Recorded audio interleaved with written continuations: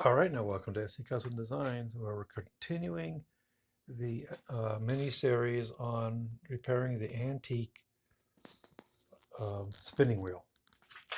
So I thought I would take this mini episode to discuss what we've done so far and where we're going. So essentially, in the previous videos, we were thinking about how we're going to put these spindles back on and how is it going to fit into this middle wheel, this hub there, right? How's it going to fit in there once I resize them and cut off the rotten ends? And we also had to bore into here to get rid of the part of the spokes that were in there, semi-permanent part of the spoke there, the hub. So I just want to show you what we did to get to this point. I had to put a hole into the end here, and I'll show you where I did that. Again, you can look up the series. There's 2 videos before this. This is a horizontal router table. So I basically hollowed out the end there with this router bit on the horizontal table. Just prior to that, I came over to the chop box and I cleaned up the end, one end like this, just like deli meat. Then I came over here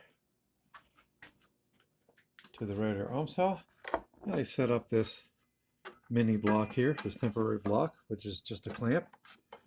And then I sliced them all, and that made them ready for that to come back over here. And then I laid out all the pieces to see roughly where they would fall and go, you know. I had to figure out now the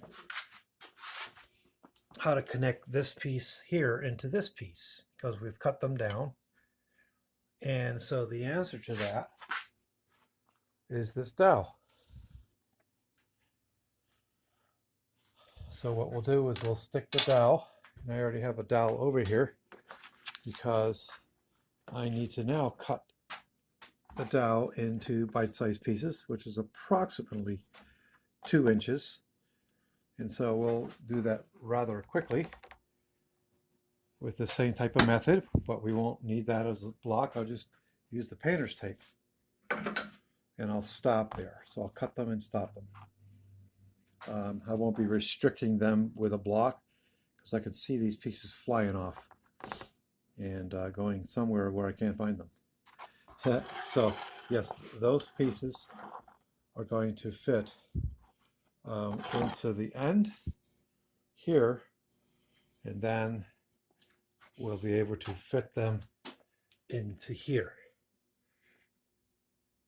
into this piece. Well, now I have a situation here where these are very irregular, these holes. And sorry if I went over this in this episode, but I achieved hollowing this out by coming over to the drill press. And we showed you how to safely drill into a piece as awkward as this. It's all about, you know, feeling safe about the process and how you're working with tools. So look up that episode where I went over that. And pretty much that's where we are in the project. And then I thought about the idea that there's the dowels that I have. One dowel is too big and the other one is too small, too thin. Okay, so what I decided was, you know, I'm okay with it being too thin because it could come in here like this, and I'm not going to be compromising this any further by weakening the walls between one hole and the next. What I'm going to do is A little bit of a woodworking tip is you're going to take sawdust that you've saved from other previous sanding jobs. Okay, and I'm going to make up a paste with glue. I'm going to fill in the hole, and then I'm going to stick the dowel in to, of course, the dowel will already be in the end of this spoke here. Then we'll just insert it and let it dry. So I'm going to insert all of the spokes or spindles, whatever you want to call them, into this hub here. And I'll have to think about how to do that so that these are evenly horizontal into the hub. So we got to figure out how we're going to do that. That'll be in episode 4. But I at least wanted to catch you up. Sometimes I get moving so quick in the project that I'll skip parts of the process. And so I'm making sure that I don't do that. Hopefully you're enjoying this little mini series. I'm trying to do the videos anywhere between 6 and 10 minutes. Double that time if need be, but so far I don't think I've had to. And so that you could watch them and one after another without taking too much of your time up. I do want to mention that I pointed out that there is a crack in this piece here. If anybody knows what this piece is supposed to do, sure, I can Google it. I don't know if there's some folks out there that have experience in these types of things and what this is. But there is a crack in this. So I'm going to have to repair that. And it appears that this will screw off. As I'm looking at it, it looks like there's a screw type piece of wood here. And it looks like I'm going to be able to unscrew it from here. Not necessarily now. So we'll see what happens there. Otherwise, this piece is in pretty decent shape. It's really stood up through time. I'm quite impressed with that. I did mention, this is where we're going to end this video, that there is a crack in the wheel. And I thought, I'm going to go ahead and repair that crack. But sometimes you could get to the point where when you're restoring an antique, that if you do too much, you actually take away from its authenticity, And trust me, there is a crack somewhere. I just can't seem to find it. Maybe it's there. So I was going to go ahead and fix that crack, but I think I'm going to leave it because upon further inspection, it really didn't seem to pose that much of a problem. And as you can see, one of these things does not look like the other. This here is going to be for the missing spindle.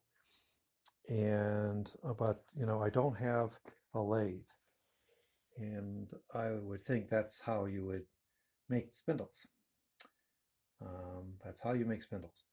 And so not having a lathe, I have to think about some other way of doing that. And if somebody out there can throw me a suggestion, I would appreciate that.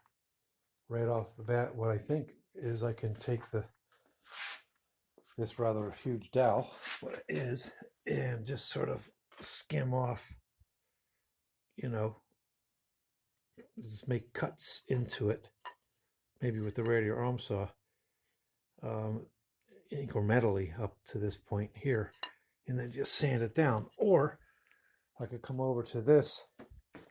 This is probably a safer idea, actually, and more effective. This is my Porter Cable disc and belt sander combination. It's what I call my workhorse. I have a very low-grade sandpaper on here, so this is almost like a shaper for me. I could probably come over here and just very carefully lean into this and turn it and wear it down. That sounds like my the better option of the two at the moment anyways. And if I can think of some other easier, more convenient way to do it without having a lathe, I will. I think lathe is one of the next woodworking tools that I want to get in a wood shop. Thank you for watching. Again, this is number 4, so watch 1, 2, and 3. And there's probably going to be no more than 10 in this series. I can't imagine that I would need more than that. It's probably more than enough. Thanks for watching. Let's say our usual goodbyes. Shalom uvracha. That's Hebrew. Masalami, Arabic. Totens, Afrikaans. Zaichen, Mandarin. Take care. Let's stay safe out there. If you like what you see, subscribe to my channel. I appreciate it. And hit the bell if you like it. To be reminded, I say that every time almost, to be notified that there's a new video that came out. And certainly do hit the thumbs up, and we'll appreciate that as well. Take care.